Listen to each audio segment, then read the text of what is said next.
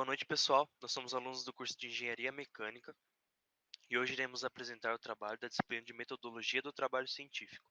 O nosso tema é análise de viabilidade para a fabricação do pino de desalhamento através da manufatura aditiva. Eu sou o Marcos e meu colega de grupo é o Igor. Boa noite, pessoal. Nosso professor orientador é o Ivan Augusto Grisotti.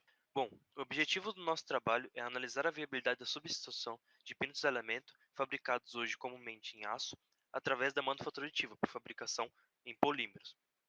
O que são os pinos de desalhamento? São peças projetadas para resistir a um determinado torque, cisalando quando este for ultrapassado, a fim de interromper a transmissão do equipamento e preservar demais componentes da aplicação. Eles são utilizados em acoplamentos, em rebocadores e funcionam como peça-sacrifício para romper e evitar um sobretorque no acionamento. O que é a manufatura aditiva? A manufatura aditiva foi sendo desenvolvida através da prototipagem rápida, que necessita da produção de peças únicas em um único processo e, na maioria das vezes, com geometrias complexas. É a manufatura através da adição de camadas por camadas de material. Agora, referente à revisão bibliográfica, vamos falar de transmissões e acoplamentos. Transmissões são responsáveis pela transferência de potência e movimento de um dispositivo de comando, ou seja, motores, que irão receber o acionamento. Esse acionamento é feito através de eixos. Esses eixos, eles são conectados às máquinas através de acoplamentos, que são elementos de máquinas responsáveis por unir máquinas e equipamentos, a fim de transmitir o movimento de rotação. Esses são divididos em duas famílias, os rígidos e os flexíveis. Os acoplamentos rígidos não permitem qualquer desalinhamento, ou seja, a máquina deve estar perfeitamente alinhada à transmissão. Já os acoplamentos flexíveis permitem um pequeno desalinhamento, que acabam sendo compensados através dos elementos flexíveis. Já outra função para a aplicação dos acoplamentos são os acoplamentos com proteção de torque, onde utilizam os pinos de desalhamento.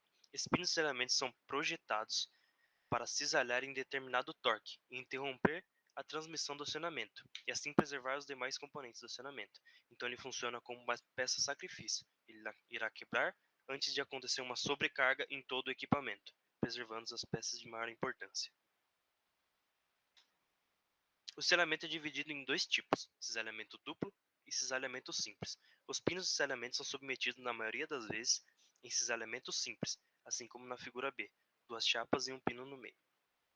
Este entalhe nos pinos é destinado a realizar um concentrador de tensões para o cisalhamento, porém também são submetidos à fadiga, em cargas cíclicas, onde o acoplamento com o pino de cisalhamento não é muito aplicável.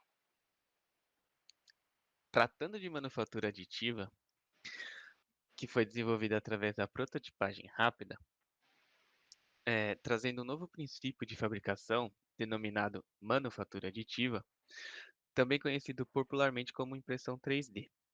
Diferente da maioria dos métodos convencionais, essa tecnologia de fabricação ela é composta pela adição de material, ou seja, camada por camada, possibilitando a criação de peças complexas através de um único processo. Isso acabou fazendo com que o meio industrial pudesse desenvolver produtos totalmente personalizados, inovando o mercado, como é necessário da prototipagem rápida. Bom, já nos métodos da manufatura aditiva a gente pode dividir em dois tipos: os através da matéria-prima em estado sólido e os da matéria-prima em estado líquido. Para as matérias-primas em estado sólido, existe a modelagem por fusão e deposição, FDM, e a sinterização seletiva a laser.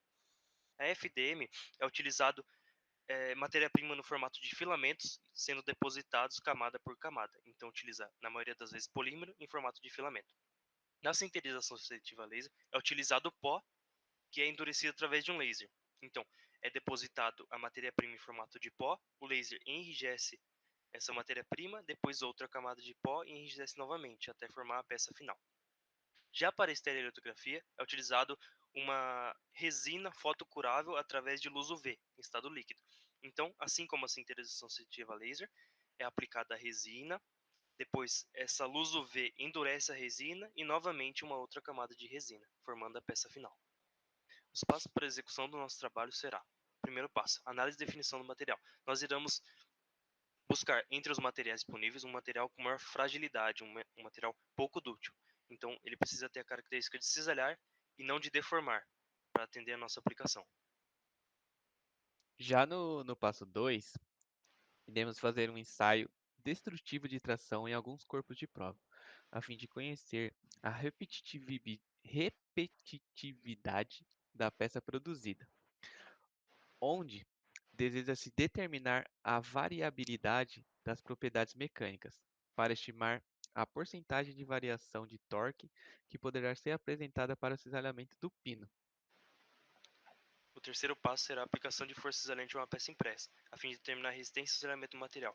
Então, nós vamos descobrir a resistência e isolamento do material, elaborando o dispositivo, onde iremos aplicar uma força isolante em apenas um lado do pino, e através dessa força, iremos determinar a resistência e isolamento do material. Já no passo 4, iremos fazer um projeto de um pino de cisalhamento capaz de suportar as cargas pré-determinadas nas etapas anteriores. Ou seja, os dados do ensaio realizado no material será projetado o pino de cisalhamento capaz de suportar as cargas pré-determinadas. No tópico 5, o último tópico será a realização dos testes para comprovar a eficiência dos entalhes aplicados à peça quando comparado à peça sem entalhe. Então, aqueles entalhes que eu comentei da fadiga, iremos testar a eficiência dele quando comparados a peças lisas, sem entalhe, por ele se tratar de um concentrador de tensões. Já para os resultados que a gente espera do nosso trabalho, a gente espera ao final dos ensaios definir um material com características que remetam ao utilizado comumente, que é o aço, né?